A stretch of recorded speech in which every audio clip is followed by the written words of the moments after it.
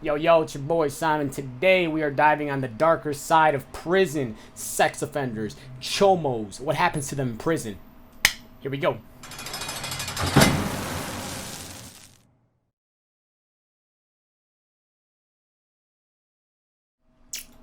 Sex offender, chomo, toucher.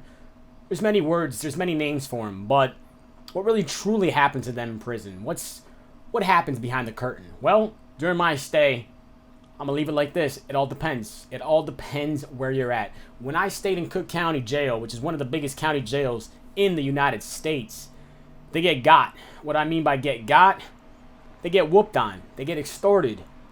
They get beat the shit out of. But it depends where you're at.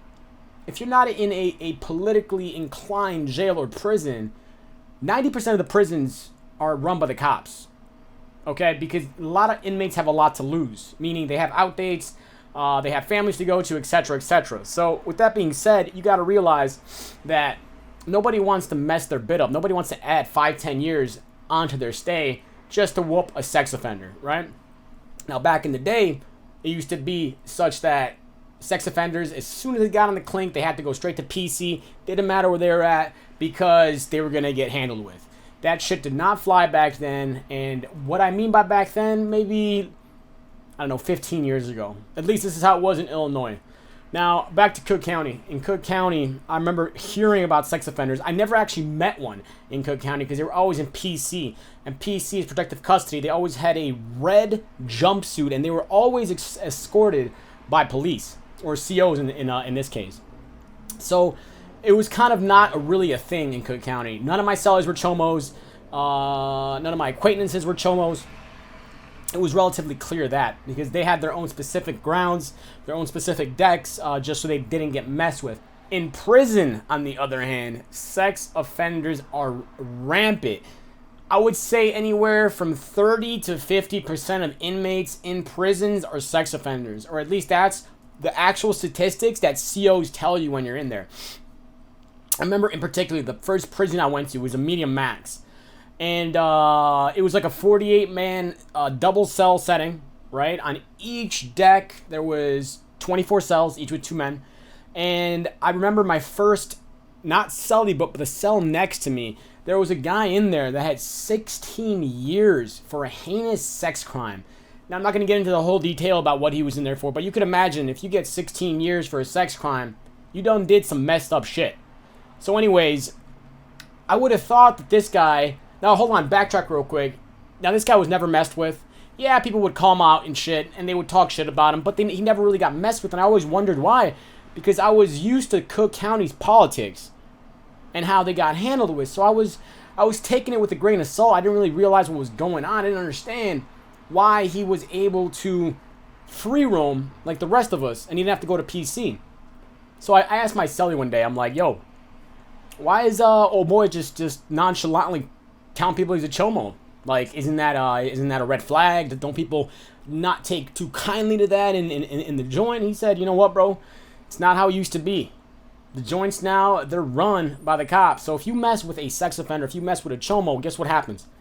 They go to the cops.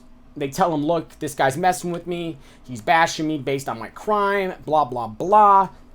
And guess what you get? You get a freaking hate crime for messing with that sex offender. Now, maybe it's not a hate crime per se, but you get a ticket, you get an insolence, and you get in trouble, okay?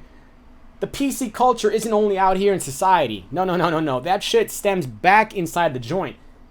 It's just ridiculous how everything is so politically correct. If you say one thing out of pocket, your ass is grass.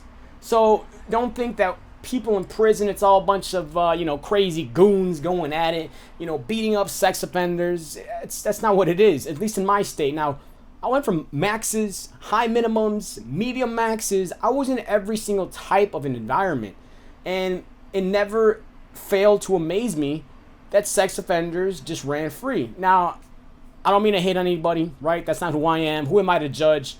I did some messed up shit in my past, but a lot of people do wonder what sex offenders do and how do they get treated in prison. So aside from them being basically a protected inmate per se, because if you do mess with them and they go report you, you're pretty much screwed. But also, they get more resources. And what I mean by that is that they get therapists, they get counseling sessions to better themselves. Okay? Now, I was going through some dark shit through my crime, right? I spent 8.5 years in there. I never was offered a therapist. I was never offered a counselor aside from a ex-CO that only asked you for your address and your parole site. So I was baffled at why they got more stuff than us, right? But rather than dwelling, I decided to kind of look more into it. So basically how it works is sex offenders, they need to be deemed, certain ones, they need to be deemed rehabilitated by the state for them to get released. In particular, there was this guy. I'm going to keep his name anonymous. I'm going to call him Chalumbo. And he was next to my bunk. This time I was in a 20-man dorm. And Chalumbo, he had a case that basically was 3 years to life. And what determines his stay in prison is whether the board believes that he is rehabilitated. Now, what exactly does rehabilitation mean when it comes to sex offenders? I don't know. I got no clue what their guidelines are or how they determine whether or not somebody is able to reintegrate back in society. It's pretty gray area-ish.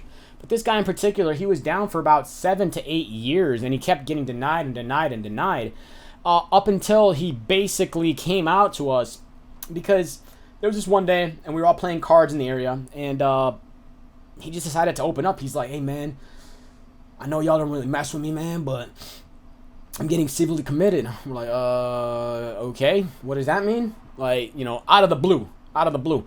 So basically what civilly committed means is that he is now going to be property of the state.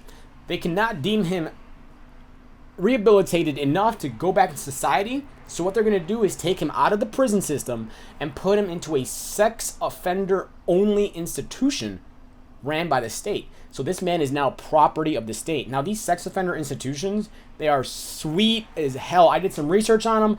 They got their own clothes, they got PlayStations, they got all sorts of stuff that normal prisons don't. But you also got to figure, like, that's their new home. That's going to be where they spend the rest of their lives. So accommodations, I suppose, would make sense, whatever. But as time progressed, I learned slowly but surely that you could not mess with sex offenders. It's not the way it used to be, or the stereotypical way that people think it is, that they get got. No. They are protected inmates. A lot of them actually, they are also snitches. It's like a double whammy. Not only a chomo, but you're also a snitch. And usually if you mess with one, or you mess with any of them, you mess with all of them. It's almost like a gang. It's actually pretty ridiculous. So if you see like a Dungeons and Dragons game in the corner, and all of them are fidgeting and acting a little weird, you could bet it's a bunch of chomos just chilling and and getting it in. So it's ironic that one of the biggest gangs in prison is like an underground chomo ring. Sex offenders, they tend to stick together because nobody really wants to be their friends. Hey, I'm not gonna lie, listen, I've had a lot around in my vicinity because I had no choice, but as they say, keep your friends close but your enemies closer type of deal. So I always stayed cordial with them. I never, caused them any grief, any trouble, because I know how easily they could basically mix something up or screw it into a way that you get in trouble. Now, obviously, my goal in prison was to get out to my family on time as opposed to doing any more time than I had to, right? But these are just a few things about sex offenders in prison. There's a lot more when it comes to what they do, how they act, and exactly how you can tell who's a chomo, because it's pretty easy to tell. Now, when I say that, you would be shocked at the type of people that you see that are actually in there for sex offenses. There's guys that claim they're, big G or big dog, and long story short, they're in there for touching. So it's usually the most loudest, the most aggressive person that's on the yard, that's in the deck, that pretends to be something else because they have something to hide. A lot of people do that. They tend to act like somebody they're not because they're uncomfortable with the person that they are inside. Now, I believe that if you try to mask who you are, you're only going to lie to yourself, and the inevitable is going to happen. You're going to get exposed. So whether you do that in real life, whether you do that in prison, whether you're hiding something that's dark, deep, whatever, that's just gonna come out. Now, this is just a few things regarding sex offenders and chomos. If you want to hear more, I got stories for days regarding sex offenders. I was in joints with these guys for a very, very, very long time. Some funny, some disgusting, some just plain comical. If you like this video, hit that like, hit that subscribe. I also stream on twitch.tv/everyoneekills. Come on through, come kick it every single night, 11 p.m. Central. And until next time, be good, stay safe, make some wise decisions. Nothing but love here. Peace.